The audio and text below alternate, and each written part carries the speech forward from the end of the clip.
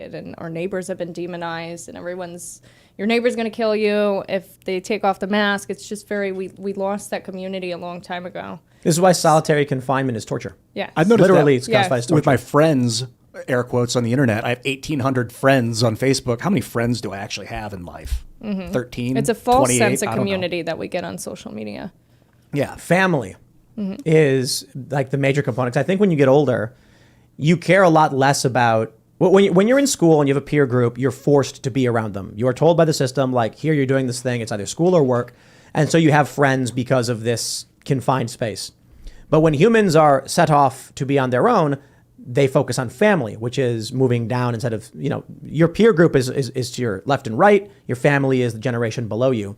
You'll care a lot more about that, and you'll strive for a lot more for that than you would just friends. So as you get older, family is the human component that people need. That's why you were just saying, man, like, you don't get the dopamine hit. If you had a kid, you would. And that's why it's crazy. You get that Chelsea Handler video where she's like, I don't have kids, so I get to wake up, do drugs, and masturbate. And I was like, that sounds like what a 16-year-old would say, lady. It's not just that, but it's her implication that having children is humiliating. Yeah, so weird.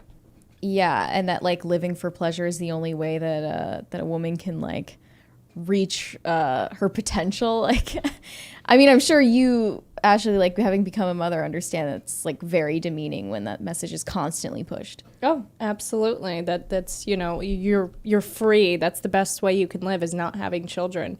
My kid is the best thing that ever happened to me. But I also understand that it's getting tougher to have families. You don't have that village anymore to help raise kids. Yeah, it takes a village. And so a lot of these things, too, seem so silly that are in the news and stuff, because you have people who can't raise families the way that we're supposed to. It's not ideal circumstances to have families, and I'm fortunate enough that I can provide, but a lot of people can't. And I understand that. They don't have that village, they don't have the community, they don't have the economic resources. So it's kind of twofold, where you want to promote family values and tell everyone to have families, and that's your purpose, but it's also very hard for people to do that now. So there are a bunch of people trying to take your kid away from you as well. I see both sides. And yeah, exactly. You send them off to school. You send your son to school and you come back with his daughter. It's daycare, it's school, it's gender transition. That word care. programs. I don't like that word care, man. Like what's caring about? Day care? Like, are they really being cared for? They just call it care. Oh yeah, Gender the neglect affirming care. and the abuse in those places is mind blowing. And also elder abuse is getting worse. The most vulnerable people in our society are being abused. Because we don't take care of our community. Yeah, exactly. Have you been able to find the tribe or? Yeah, and I'm fortunate enough to have a good support system, but I think that's where conservatives kind of fall short, is that, you push these family values, but they're not really pushing any legislation or policies or changes to make it easier to have families incentivize it, and for families to survive. So I do think that Republicans tend to play on the defense instead of offense, and they're not making pro-family policies. They're not making it easier for people to find that purpose. I found with all the cool people I'm meeting doing this show that I haven't really made any friends out of it. Like, I'm Jack Posobiec. I love you, Jack. I like Jack. Love Jack. He's cool. He's like, if me and him hung out, we'd be friends. But Yeah. I don't see him. And like, I'm realizing the community You're an adult, part, bro. Like the community part of it is missing for me. That's what I haven't been doing lately. It's like, I barely talk to you, dude. I see you. This is your fault. I know. It's a therapy session. Yes. Everybody comes here and they're like, I hung out at Timcast's castle for like 3 days. I never saw Ian once. And like, we're all downstairs. We had a Super Bowl party, a lot bro. just said he didn't see you for 3 days. Yeah, a lot. I love you. We had a Super You're Bowl so party. elusive, Ian. What happened we miss is you. I started making internet videos in 2006, and I was like, I can be friends with everybody. I'm going to do what Jesus would have done if he had this tech. And then I got burnt out. I was like, I can't. I started to become friends with people that were depressed, and then I would start to get depressed. And I was like, I can't be around other people because they're freaking me out. Well, because you use the tech, right? Because what? Is that not why? It was part of it. I was meeting people from all over Earth, random people that I had nothing in common with, that I was taking in their behaviors and idiosyncrasies and values and things before I even knew who they were. And I would get like demons. I mean, they were like the darkness in humanity would start to seep into me. Is this drug induced? Lots of weed. That's probably part of it too. Is I couldn't control myself, my emotions, because I was so open from my neurons all going at once. Here's what we're gonna do. Here's what we're gonna do, Ian. We're launching that show, Poker with the Boys. All right. And it's meant to just be like a boys show, hang out. There'll be girls there too. It's not just boys. But like the general idea is to hang out with your friends style podcast where people are smack talking, ribbing on each other, probably talk whatever is in current news, but it won't be a news show like this. And you just got to come to it. What another problem I'm having, maybe people identify with this, is I don't like small talk. I'd just rather be silent and sit in silence with someone, which is very awkward. It depends for what other you mean people. by small talk. I think like small talk is part of recognizing the dignity of the person in front of you. You know, niceties are also kindness. So small Making talk them feel being welcome, hospitality. just more like just- understanding I feel like someone's people who vibration. say I hate small talk are actually not you, Ian, but like they are the people who call themselves sapiosexuals and stuff.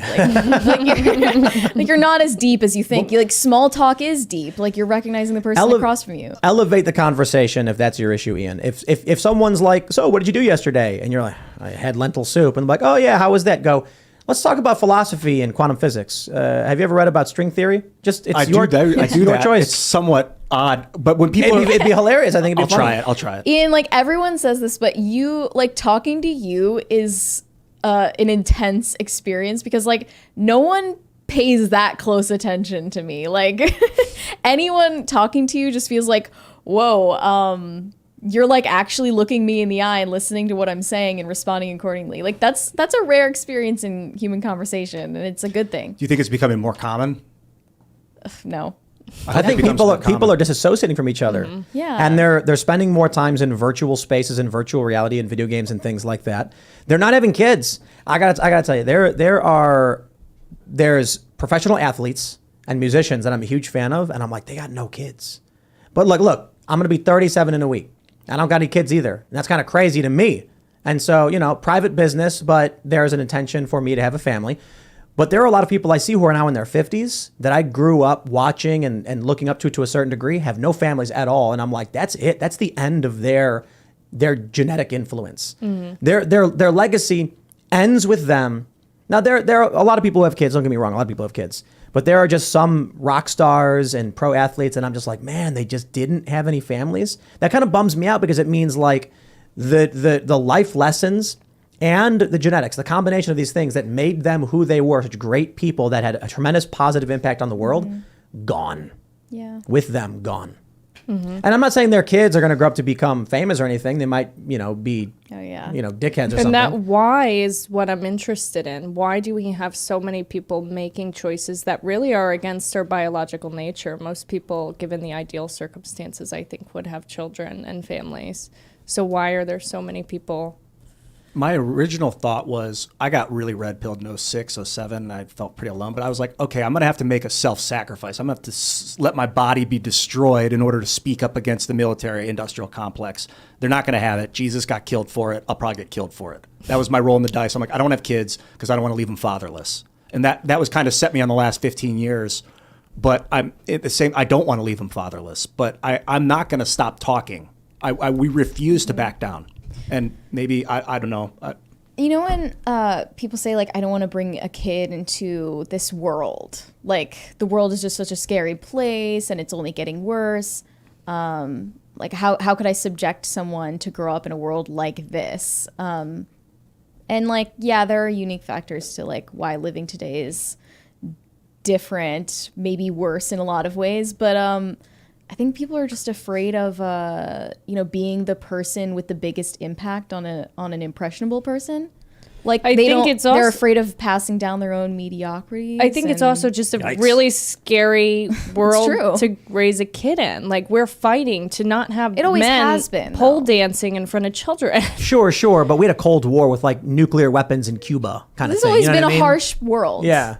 It was harsh in a different way. I mean, they are really trying to take our children from us, is what they're trying. I mean, they are stealing the innocence of our children. There's that same thing with the Vietnam War.